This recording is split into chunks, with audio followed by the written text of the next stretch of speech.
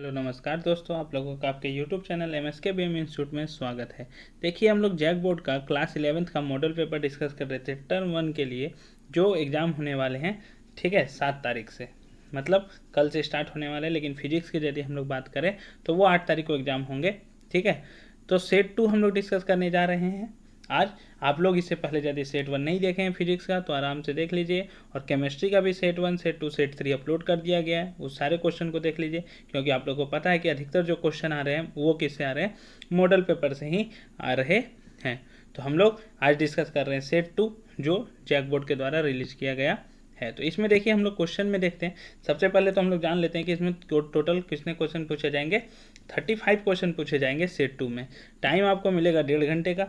सारे question 1-1 marks से होंगे, चारों में विकल्प दिए रहेंगे और आपको सही विकल्प चूज करना है। तो सबसे पहला क्वेश्चन क्या पूछता है आपसे, देखिए, फिजिकल क्वांटिटीज आर। तो आपको पता होगा, यदि हम लोग बात करें तो 7 फंडामेंटल फिजिकल क्वांटिटीज होती है। कितनी होती है?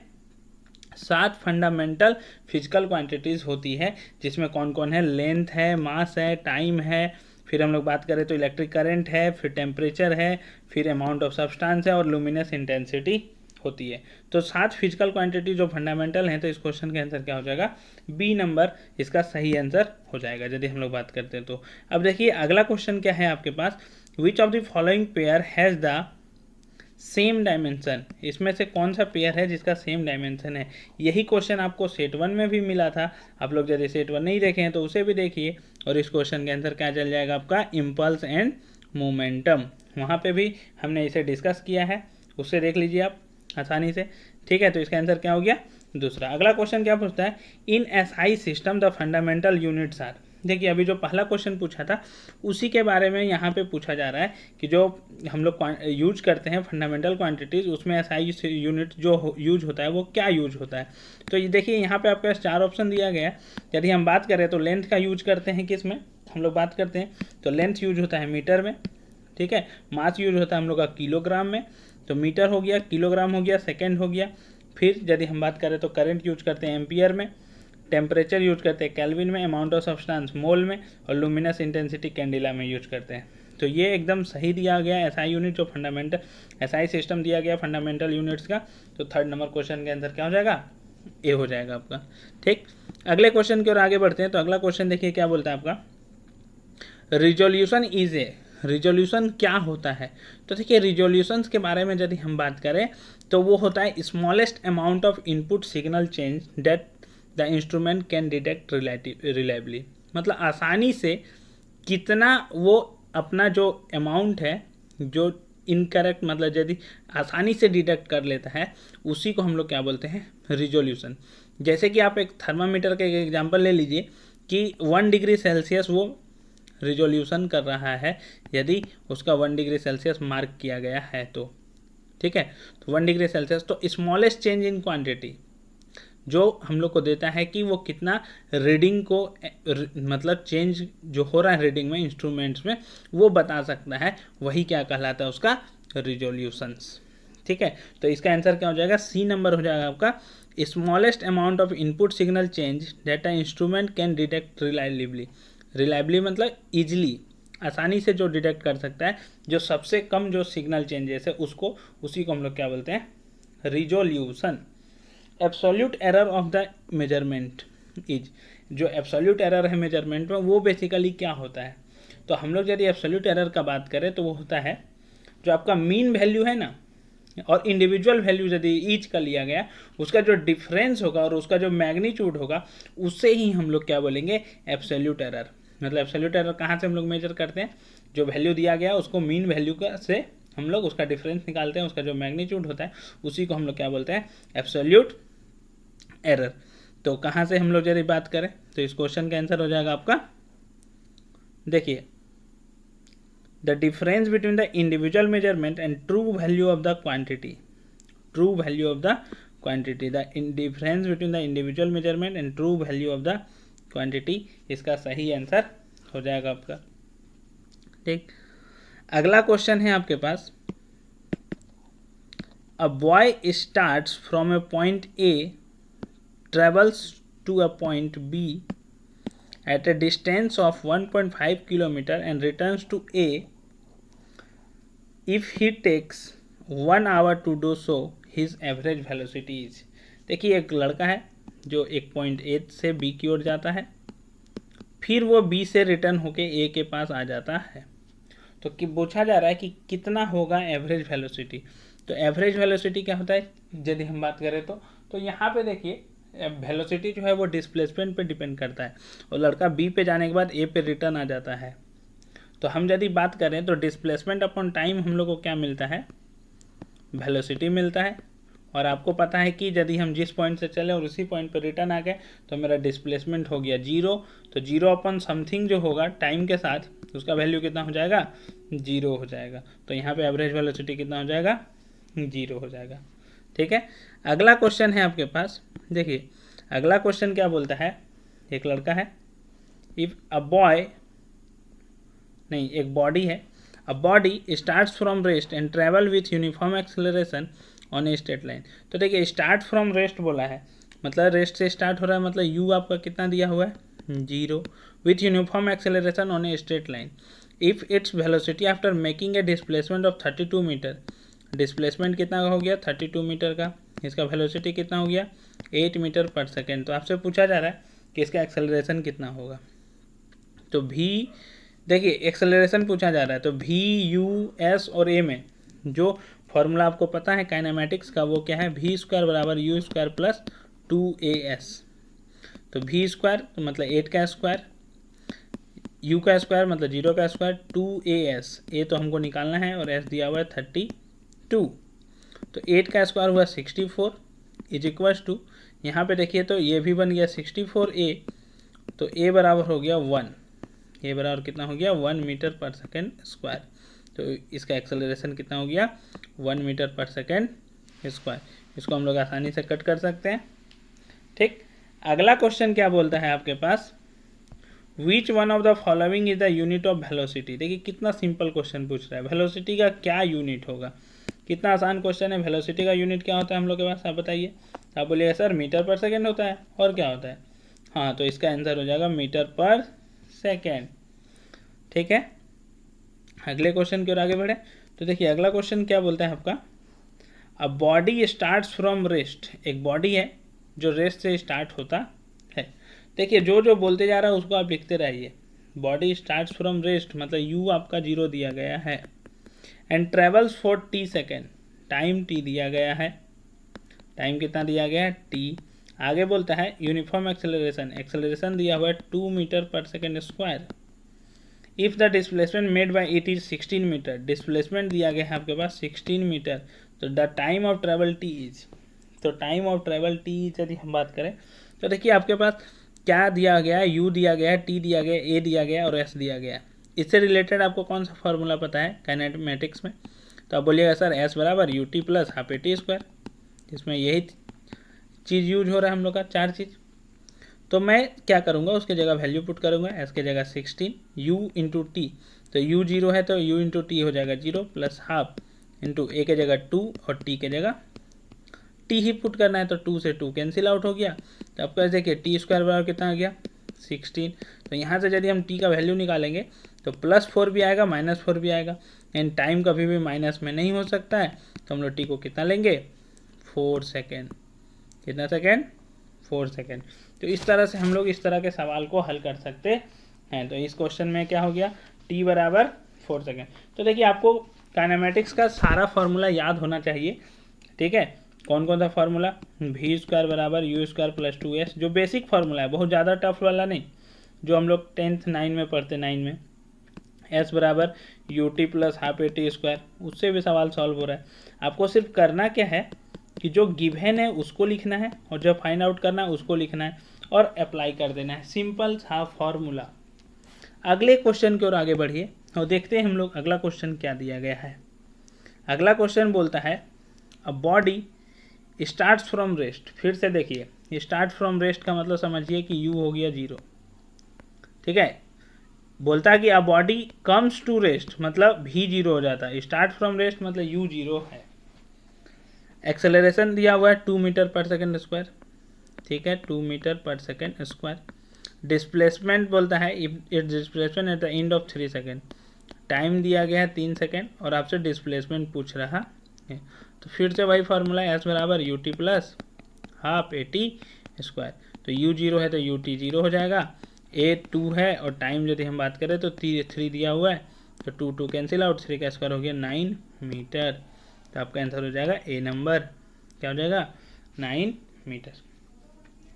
अगला क्वेश्चन देखिए क्या बोलता है, यदि हम बात करें तो अगला क्वेश्चन है हम लोग के पास, a body makes a displacement of 4 metre due east from a point O and then makes displacement of 3 metre due north. देखिए हम लोग पहले मतलब डायग्राम में देख लेते हैं, डायरेक्शन नॉर्थ, साउथ, वेस्ट और ईस्ट। एक ऑब्जेक्ट है, ठीक है, ओ से 4 मीटर चलता है ईस्ट की ओर, तो 4 मीटर ईस्ट की ओर चल लिया, ठीक। उसके बाद यदि हम बात करें तो यहाँ से फिर वो 3 मीटर चलता है नॉर्थ की ओर, तो 3 मीटर चल लिया वो नॉर्थ की ओर, तो यहाँ पहुँच गया। तो बोल रहा है कि इसका रिजल्टेंट डिस्प्लेसमेंट कितना होगा। तो सोचिए यहाँ पे सिंपली 90 डिग्री को कौन बन जाएगा, एंगल बन जाएगा, ये बन जाएगा राइट एंगल ट्रायंगल, और यहाँ से हम इसका लेंथ निकाल लेंगे, तो ये कितना हो जाएगा 5 मीटर। तो इस क्वेश्चन का आंसर कितना हो जाएगा आपका 5 मीटर, सी नंबर आंसर हो जाएगा, कितना हो जाएगा सी नंबर। अगला क्वेश्चन क्या बोलता है, देखिए अगला क्वेश्चन बोलता है, a body is travelling in a circle at constant speed, at constant speed. तो एक बॉडी ट्रैवल कर रहा है एक सर्कल में कांस्टेंट स्पीड से, तो क्या होगा यदि हम बात करें तो देखिए कोई भी बॉडी सर्कुलर मोशन मतलब सर्कल में मूव करता है तो अंदर में एक फोर्स लगता है जिसको हम लोग बोलते हैं सेंट्रीपिटल फोर्स, और सेंट्रीपिटल फोर्स हमेशा सेंटर की ओर लगता है, और सेंट्रीपिटल फोर्स के कारण उसमें क्या आ जाएगा एक्सेलरेशन आ जाएगा, जिसे हम लोग सेंट्रीपिटल एक्सेलरेशन भी बोल सकते हैं। तो इस क्वेश्चन के अंदर क्या हो जाएगा, हैज एन इनवर्ड एक्सेलरेशन, एक अंदर में एक्सेलरेशन आ जाएगा सेंटर की और, ठीक है। कांस्टेंट वेलोसिटी होगा नहीं क्योंकि डायरेक्शन हर बार क्या हो रहा है चेंज हो रहा है, और डायरेक्शन यदि चेंज हो रहा है तो वो कांस्टेंट वेलोसिटी नहीं हो सकता है। नो एक्सेलरेशन ये भी नहीं हो सकता है क्योंकि वेलोसिटी हर बार चेंज हो रहा है और आउटवर्ड नहीं है। अगला क्वेश्चन क्या है, when angular velocity changes with respect to time, जब एंगुलर वेलोसिटी जो है आपका वो टाइम के साथ चेंज हो रहा है तो क्या होगा। तो देखिए क्या प्रोड्यूस होगा, तो आपका जो एंगुलर वेलोसिटी है टाइम के साथ चेंज हो रहा है। आप वहाँ देखिए वेलोसिटी जब टाइम के साथ चेंज होता था तो क्या मिलता था आपको सिंपली एक्सेलरेशन, तो यहाँ एंगुलर वेलोसिटी चेंज होगा तो क्या मिलेगा आपको एंगुलर एक्सेलरेशन, क्या मिलेगा एंगुलर एक्सेलरेशन ही मिलेगा, ठीक है। अगला क्वेश्चन क्या बोलता है, देखिए the time of flight is equal to, time of flight क्या होता है, टाइम ऑफ फ्लाइट मतलब कितना देर तक वो ऊपर में रहा यदि हम लोग बात करें तो देखिए जैसे एक ऑब्जेक्ट था इसको हमने छोड़ा तो ऊपर गया मैक्सिमम हाइट अटेंड किया फिर वो नीचे आ गया, तो ये पूरा यहाँ से यहाँ तक का जो जर्नी है उसको हम लोग बोलते हैं टाइम्स ऑफ फ्लाइट, ये उसका मैक्सिमम हाइट हुआ। तो इसमें क्या हो जाएगा आपका twice the time necessary to reach the maximum height, maximum height पहुँचने में जितना टाइम लगा उसका आप डबल कर दीजिए, वही क्या कहलाएगा टाइम ऑफ फ्लाइट, ठीक है। अगला क्वेश्चन क्या बोलता है आपका, देखिए अगला क्वेश्चन है आपके पास, the path followed by a projectile is called, तो प्रोजेक्टाइल यदि कोई मोशन उस पाथ को फॉलो करता है तो उसको हम लोग बोलते हैं ट्रेजेक्ट्री, क्या बोलते हैं ट्रेजेक्ट्री। तो इस क्वेश्चन का आंसर क्या हो जाएगा ट्रेजेक्ट्री, डी नंबर ऑप्शन हो जाएगा, ट्रेजेक्ट्री बोलते हैं उस पाथ को जिस पाथ को फॉलो करते हुए जाता है। अब देखिए अगला क्वेश्चन क्या बोलता है, यदि हम बात करें इसमें तो बोल रहा है, ठीक है, इसका ट्रेजेक्ट्री हो गया, when a bus stop suddenly a passenger in the bus falls forward, this is explain, मतलब जब बस को अचानक रोका जाता है जो पैसेंजर है वो क्या होता है आगे की ओर झुक जाता है। तो क्यों हो रहा है ऐसा, क्योंकि जो ऑब्जेक्ट है जो पैसेंजर है वो मोशन में ही रहना चाह रहा है, ठीक है, तो इसलिए वो आगे की ओर झुक जाता है खुद को बैलेंस करने के लिए। तो ये कौन सा लॉ बोलता है यदि हम बात करें तो ये न्यूटन का फर्स्ट लॉ बोलता है जिसे हम लोग इनर्शिया, लॉ ऑफ इनर्शिया के नाम से भी जानते हैं। तो यहाँ ध्यान में रखना है कि लॉ ऑफ इनर्शिया भी हम लोग लिख सकते हैं। आपसे पूछेगा कि यदि कोई ऑब्जेक्ट रेस्ट में है तो रेस्ट में ही रहना चाह रहा है, मोशन में है तो मोशन में ही रहना चाह रहा है, जब तक उसके ऊपर एक्सटर्नल फोर्स नहीं लगाया जा रहा है। ये किसके थ्रू है? तो हम लोग बोलेंगे न्यूटन्स के फर्स्ट लॉ के थ्रू। A passenger sitting in a bus moving at uniform speed feels pushed backward whenever the bus is accelerated forward. This type of force is called. देखिए, यूनिफॉर्म स्पीड से बस मूव कर रहा है, passenger उसमें बैठा हुआ है, उसको पीछे की ओर एक तरह से बैकवर्ड धक्का दे रहा है जब बस एक्सेलरेट होता है आगे की ओर। तो इस तरह के फोर्स को हम लोग क्या बोलते हैं? तो इस तरह के जो फोर्स होते हैं उन्हें हम लोग बोलते हैं स्यूडो फोर्स, फिक्सियस फोर्स। किस तरह का फोर्स होता है? स्यूडो फोर्स बोलते हैं। ठीक। ग्रेविटेशनल फोर्स तो आपको पता है वो कब लगता है? जब बॉडी, दो ऑब्जेक्ट एक दूसरे को अट्रैक्ट कर रहे होते हैं।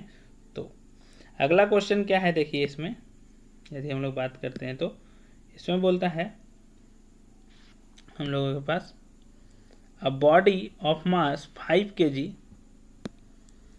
क्या दिया गया है देखिए, इसमें दिया गया है हम लोग के पास a body of mass 5 kg is traveling with a uniform velocity। एक बॉडी है, मास दिया हुआ है 5 kg, यूनिफॉर्म वेलोसिटी कितना है? 2 मीटर पर सेकंड। मोमेंटम पूछा है तो p बराबर मोमेंटम बराबर क्या होता है? m into we. 5 इंटू 2 10 हो जाएगा आपका। कितना सिंपल क्वेश्चन है, 10 kg मीटर पर second. The mass of a body which is equal to the ratio of force acting on a body to acceleration produce it. देखिए इस क्वेश्चन में क्या बोलता है, सिंपली यदि हम बात करें तो कि जो बॉडी का मास है उसे हम लोग किसके नाम से जानते हैं यदि बात किया जाए? कब? जब which is equal to the ratio of force acting on a body to acceleration produced. Acceleration produce होता है तो हम लोग उसको किस नाम से जानते हैं? तो वो होता है हम लोग का इनर्शियल मास। क्या होता है हम लोग का? Inertial mass. अगला क्वेश्चन देखिए क्या है आपके पास, a block of wood is placed on a surface. एक ब्लॉक है वुड का, उसको एक सरफेस पे रखा गया है। A force is applied to the parallel to the surface, surface के पैरेलल एक फोर्स अप्लाई किया गया है। जब फ्रिक्शनल फोर्स डेवलप, तो देखिए फ्रिक्शन फोर्स हमेशा क्या करता है? रिलेटिव मोशन को अपोज करने का काम करता है। तो यहाँ पे रिलेटिव मोशन को अपोज करने का काम करेगा और सरफेस पे लगेगा। कॉन्टैक्ट फोर्स है यदि हम बात करें फ्रिक्शन फोर्स का, तो ये इसके सरफेस के यदि हम बात करें तो सरफेस में ही लगेगा, लेकिन इस फोर्स के ऑपोजिट डायरेक्शन में लगेगा। तो क्या हो जाएगा इसका यदि हम बात करें तो opposite to the direction of applied force, उस डायरेक्शन के अप्लाइड फोर्स के डायरेक्शन के ऑपोजिट में लगेगा। अगला क्वेश्चन क्या बोलता है देखिए आपके पास, आउट ऑफ फंडामेंटल फोर्सेस, जो हम लोग के पास फंडामेंटल फोर्सेस दिए गए हैं जैसे कि gravitational force, electrical force, weak nuclear force और स्ट्रॉन्ग न्यूक्लियर फोर्स, इसमें से किसका क्या ऑर्डर है? तो देखिए इसका ऑर्डर मैं बताता हूँ यदि हम लोग गौर करें तो सबसे स्ट्रॉन्गेस्ट फोर्स होगा स्ट्रॉन्ग न्यूक्लियर फोर्स। उसके बाद जो हम लोगों के पास फोर्स है वो है इलेक्ट्रिक फोर्स। उसके बाद जो हम लोग के पास है वो है वीक न्यूक्लियर फोर्स। फिर है ग्रेविटेशनल फोर्स। तो ग्रेविटेशनल फोर्स का नंबर 4th नंबर में आता है। तो यहाँ पे हम लोग बोल सकते हैं रैंक 4th इन स्ट्रेंथ। सबसे कमज़ोर फोर्स जो है वो ग्रेविटेशनल फोर्स ही है हमारे पास। ये सब जो मेन फोर्स है उसमें से, ठीक है, जो फंडामेंटल फोर्स है उसमें किसी बात कर रहे हैं हम लोग। तो अगला क्वेश्चन देखिए क्या बोलता है, the frame of reference attach to a satellite of the earth is. जो फ्रेम ऑफ रेफरेंस हम लोग चूज करते हैं जो अटैच रहता है एक सैटेलाइट का, मतलब अर्थ का सैटेलाइट से, उसे हम लोग किस तरह का फ्रेम के नाम से जाना जाता है? तो उसे हम लोग बोलते हैं नॉन इनर्शियल फ्रेम। कैसा फ्रेम बोलते हैं हम लोग? Non inertial frame. अगला क्वेश्चन क्या बोलता है देखिए, अ block of mass m is placed on A flat surface. एक ब्लॉक है जिसका मास m है, उसको एक किसी फ्लैट सरफेस पे रख दिया जाता है। A force is applied to move it parallel to the surface. Parallel to surface एक फोर्स अप्लाई किया जाता है। The frictional force F developed, जो फ्रिक्शन फोर्स डेवलप्ड होगा वो किसके प्रोफेशनल होगा? तो देखिए फ्रिक्शन फोर्स जो होगा वो यहाँ पे म्यू इंटू एन होगा, और यदि हम बात करें तो नीचे mg लगेगा और ऊपर आपका n होगा, तो n जो है वो mg के बराबर हो जाएगा, तो यहाँ पे म्यू mg हो जाएगा। तो फ्रिक्शनल फोर्स आपका किसके बराबर हो जाएगा, मतलब किसके प्रोपोर्शनल हो जाएगा, मास ऑफ द बॉडी के प्रोपोर्शनल हो जाएगा। ठीक है, रेसिप्रोकल तो होगा नहीं। देखिए अगला क्वेश्चन क्या है हम लोगों के पास, 24 नंबर क्वेश्चन क्या बोलता है, अ machine gun Fyers a bullet of mass 40 ग्राम।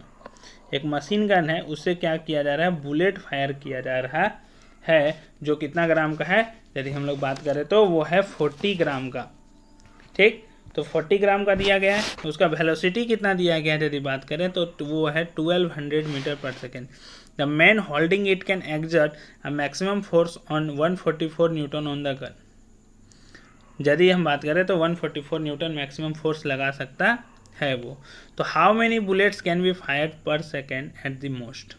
तो देखिए न्यूटन सेकेंड लॉ के अकॉर्डिंग हम लोग क्या जानते हैं कि जो फोर्स होता है वो क्या होता है, चेंज इन मोमेंटम, मतलब rate of change of momentum होता है।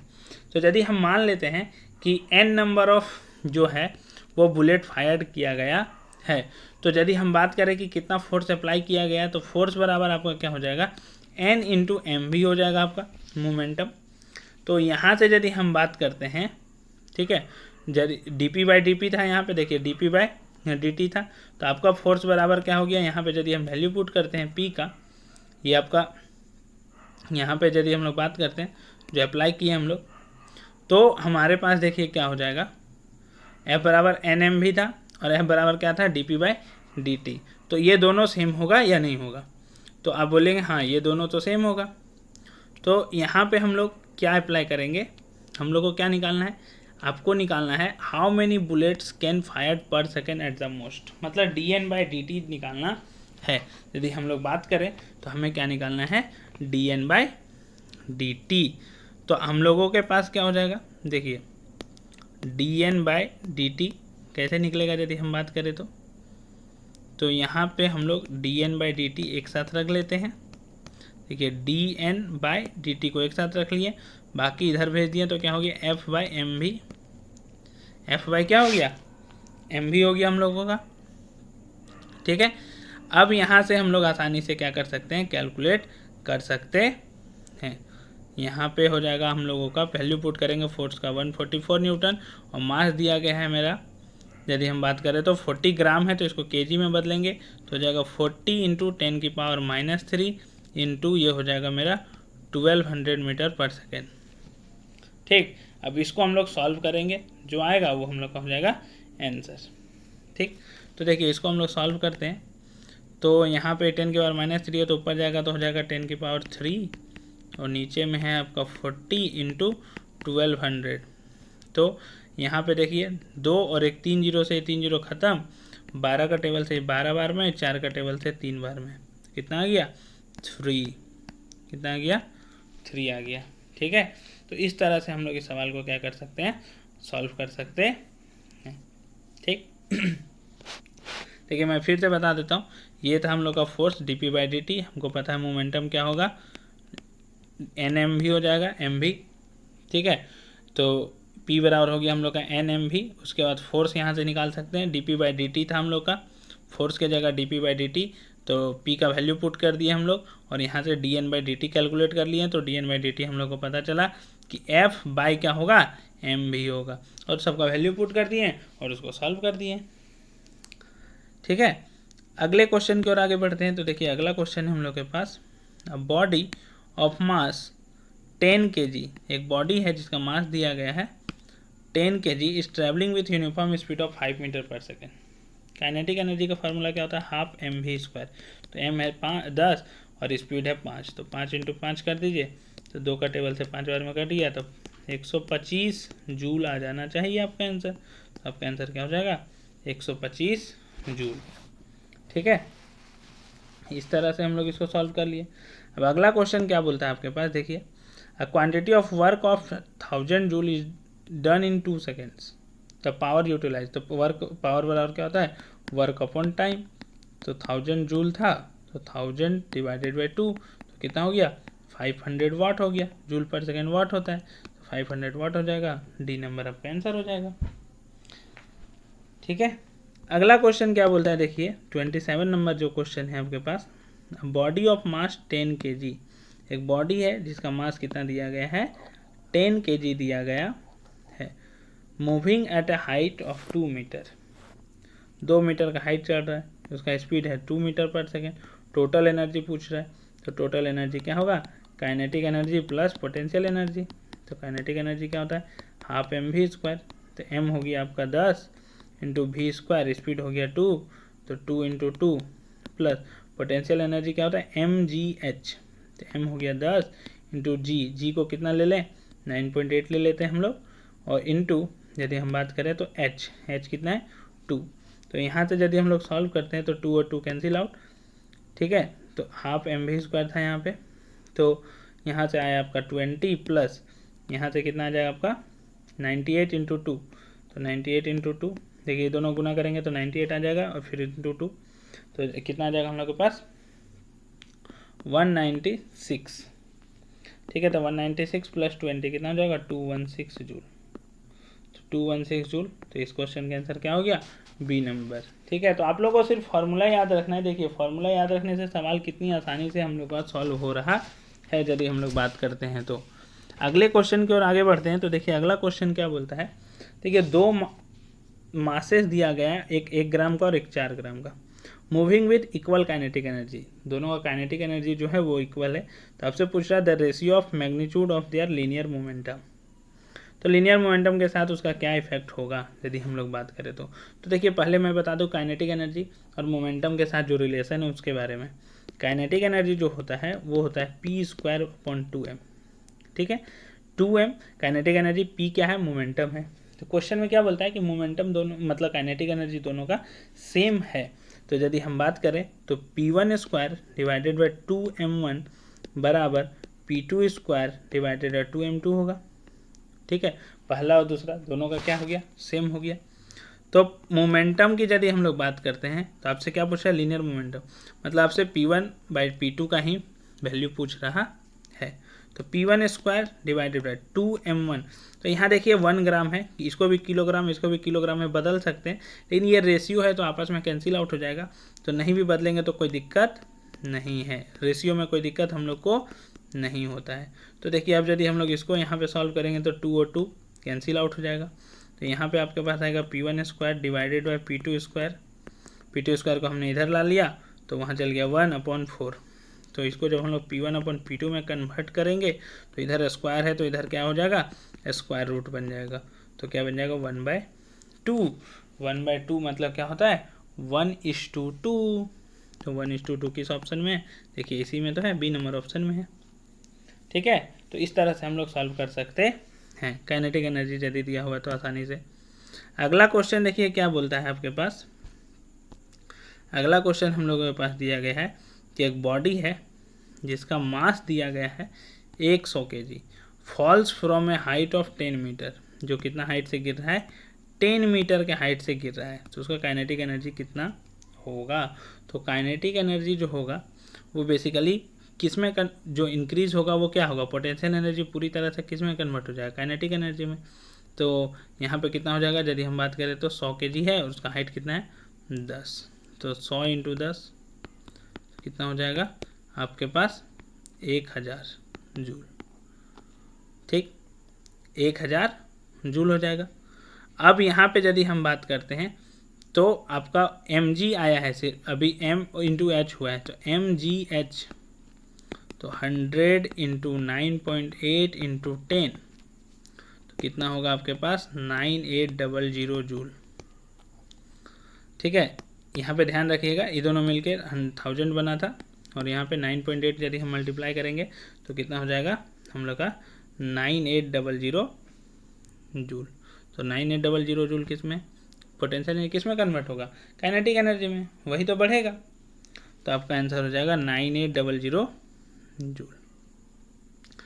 अगला क्वेश्चन क्या बोलता है यहाँ पे यदि हम लोग बात करें तो a body of mi 3 kg metre square rotating with an angular velocity 2 radian per second has the same kinetic energy as a mass of 12 kg moving with a velocity of, मतलब यदि हम बात करें तो काइनेटिक एनर्जी सेम दिया गया है उसके किससे, has the same kinetic as a mass of 12 kg moving with a velocity of, तो उसका जो वेलोसिटी है वो सेम दिया गया है। तो हम यदि बात करें तो एंगुलर वेलोसिटी के साथ जो रिलेशन है हम लोग का हाफ आई ओमेगा स्क्वायर, यहाँ से जो काइनेटिक एनर्जी निकालेंगे और जो सिंपली काइनेटिक एनर्जी निकालेंगे बॉडी का हाफ एम वी स्क्वायर, वो दोनों सेम दिया गया है। देखिए काइनेटिक एनर्जी और यहाँ पे जो बॉडी है मूव कर रहा है एंगुलर वेलोसिटी से, उस दोनों का वैल्यू क्या है, रोटेशनल काइनेटिक एनर्जी जिसको हम लोग बोलते हैं, वो दोनों सेम है एक तरह से। तो यहाँ पे गौर कीजिए तो हाफ और हाफ कैंसिल आउट हो जाएगा, ठीक है। यहाँ पे यदि हम लोग वैल्यू इसका पुट करते हैं तो आई का वैल्यू कितना दिया गया है 3 kg metre square, 3 into omega square कितना दिया गया है, तो देखिए एंगुलर वेलोसिटी है 2 रेडियन पर सेकेंड, मतलब 2 का स्क्वायर, मास इसका कितना दिया गया है 12 kg, और वही आपसे क्या पूछ रहा है वेलोसिटी, तो यहाँ पे वी स्क्वायर हो गया।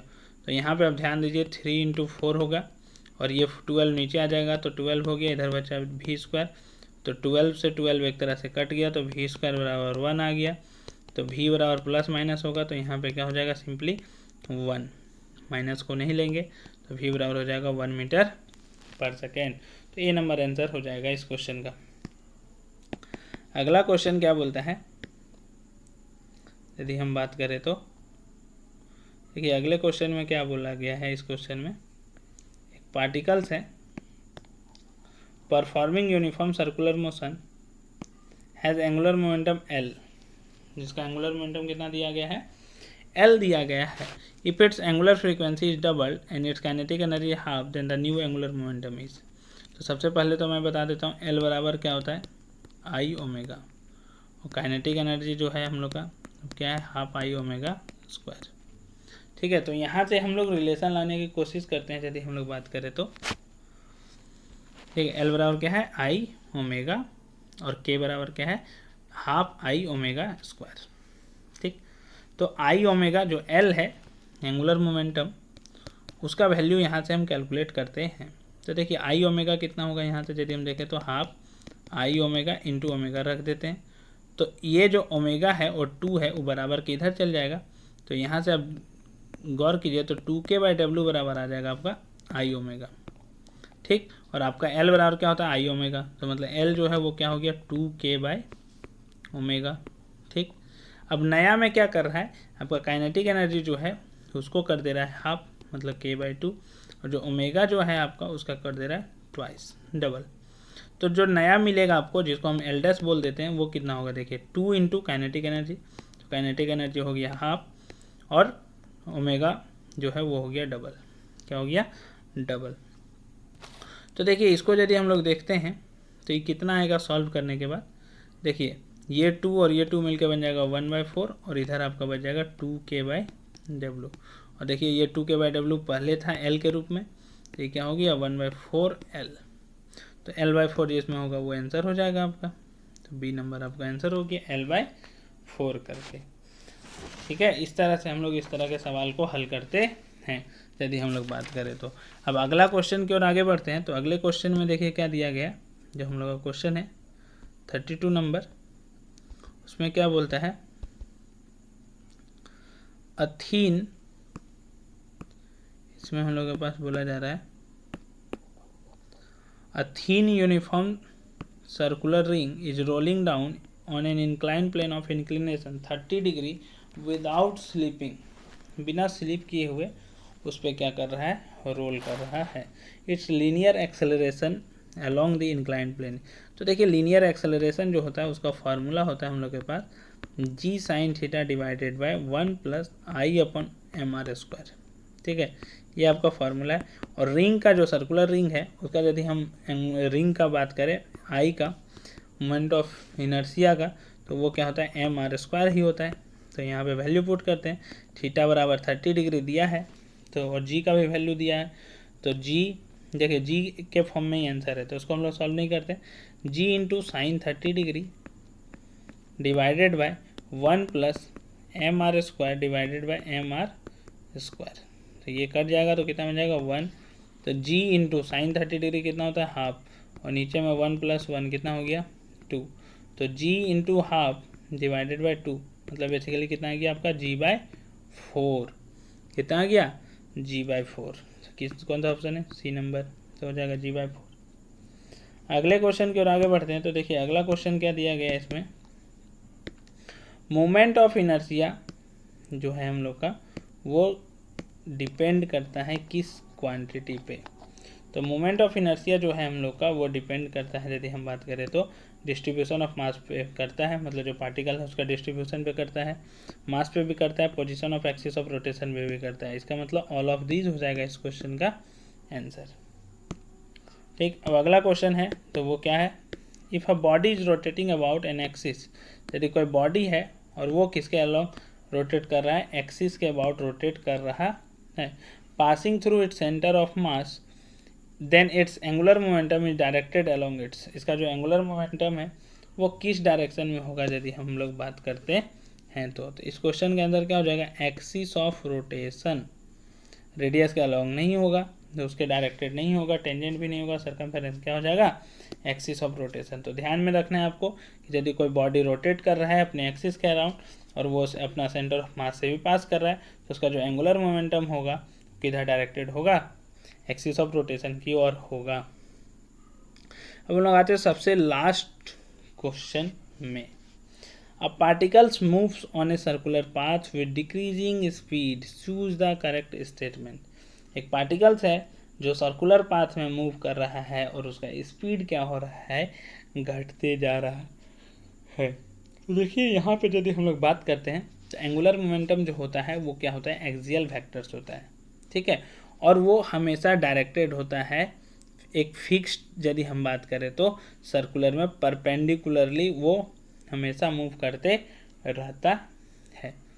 ठीक, तो यदि हम बात करें यहाँ पे कि क्या करेक्ट आंसर होगा, तो एंगुलर मोमेंटम जो है आपका वो हमेशा कांस्टेंट ही रह जाएगा। ठीक है, तो इस क्वेश्चन के आंसर क्या हो जाएगा आपका, ए नंबर हो जाएगा।